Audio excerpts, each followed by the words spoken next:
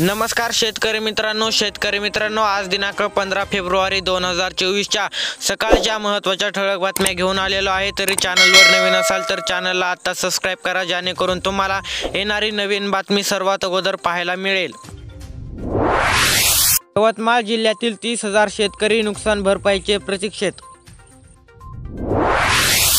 नव्या उन्हाळ कांद्याची आवक सुरू, नाशिक विभागातील स्थिती खरीपाच्या तुलनेत 150 रुपये अधिक दर।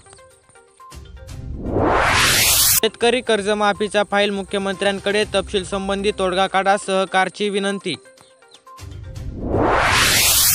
पीक विमा योजनेची अंमलबजावणी सुधारण्यासाठी समिती नेमणार। राज्यभर पीएम किसान प्रमाणीकरणासाठी मोहीम सुरू, 2 लाख शेतकऱ्यांची केवायसी अपूर्ण, येत्या 21 पर्यंत मुदत। तर शेतकरी मित्रांनो, अशाच प्रकारच्या बातम्यांकरिता चॅनलवर नवीन असाल तर आता सबस्क्राइब करा, जेणेकरून तुम्हाला आता नुकताच येणारा नवीन व्हिडिओ सर्वात अगोदर पाहायला मिळेल। धन्यवाद।